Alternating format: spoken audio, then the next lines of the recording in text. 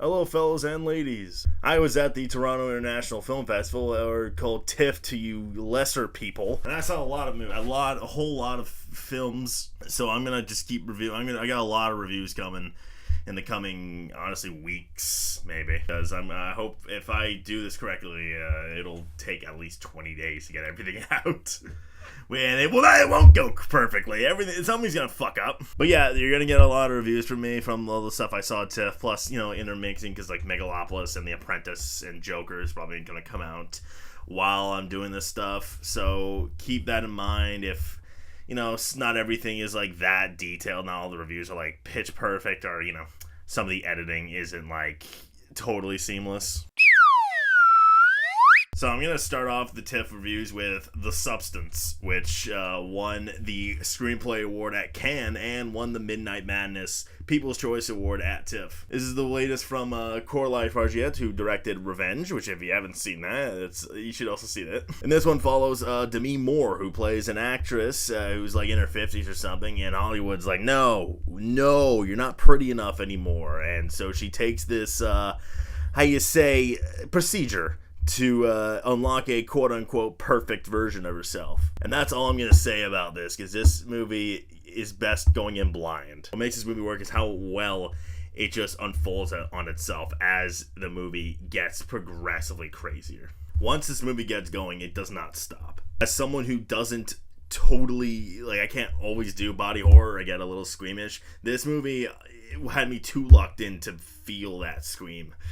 Even though this movie, it gets really fucking gross. I was in a Midnight Madness screening for this, so if you don't know what that means, it's a midnight screening at the Toronto Film Festival, which means, and our audiences just went fucking berserk at almost every turn. The movie constantly dials it up as it keeps going, but it never dials down for, to my memory serves, it never dials down for even a second. It just keeps on going and going. It makes for one fucked up experience. I also really enjoyed how unique this movie was. This movie had its original concept locked and loaded, and instead of just kind of setting stand, it's just like, hey, here's the fucking procedure, stop.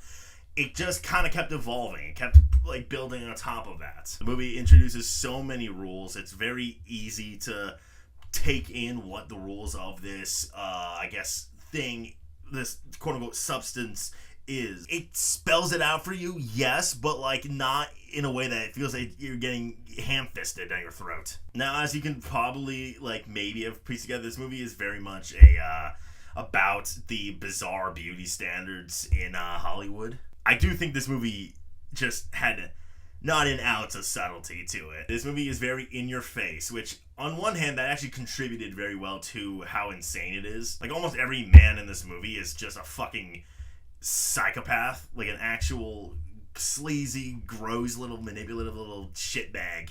Dennis Quaid in particular, when we first meet him, we're just so up close to his face, and he's just screaming and fucking talking in this fast-paced twitchy manner, and all the guys in this movie are kind of like that, and it's nah, right. And again, it doesn't really, its point on beauty standards, it's a little obvious. It's more we're just watching the insecurities and the turmoil in real time as we witness the process of what goes down in this movie. How Demi Moore is seen, how Margaret Qualley is seen, is exactly what you think, how you think they're seen. With that in mind, I do think the impact of the message was a little, lessened, but I do think the effect it's still there. I also loved how relentlessly funny it was. It is a body horror movie. It can get intense, it can get gross, but it has such a tongue-in-cheek thing going on the whole time. The movie doesn't have quote-unquote jokes. It just kind of lets the absurdity of the situation kind of just speak for itself and make you laugh on its own. I also thought Demi Moore gave one of my favorite performances from her that I've ever seen. It might be my favorite performance from her, period.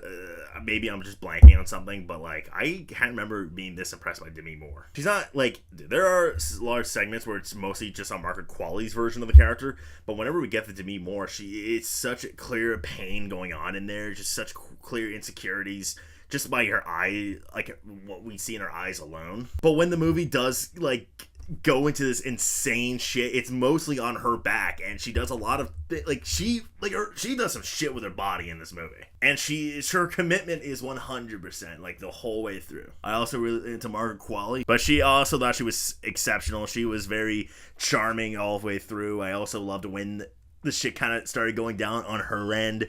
She reacted so funny to me. I also love just how well made this movie is from across the fucking board. Love the camera movements. Loved how polished. Like, it looked polished, but like in a good way. There are some movies I saw at TIFF that looked like too polished. This movie looked polished like correctly. There's a line, and this movie crossed it. Also love the use of the production design, the use of hallways. There's one hallway that'll be seared into your brain with, like, the shining fucking carpets and the orange walls. That shit's gonna be seared into your brain. The bathroom is gonna be very prominent. I loved how, like, claustrophobic it is. I loved its use of, like, sets in this movie. The prosthetic work in this movie is fucking crazy, by the way. I'm not gonna go too into it because it does involve spoilers, but holy shit, like, this is like some all-timer level prosthetic work. I do think it's I will say 2.5 hours. I do think it went on a little long. There was a moment like maybe an hour in where I did look at the time on my phone. I was like, there's another hour 20 left. That's a little. I wasn't like bored ever. I just, because Coralie Fargi had just never. It was never slowing it down once. She just had such amazing control of the camera that I was just like, I'm like, the fact that it made even like mundane food look gross as hell. Like, so I didn't care.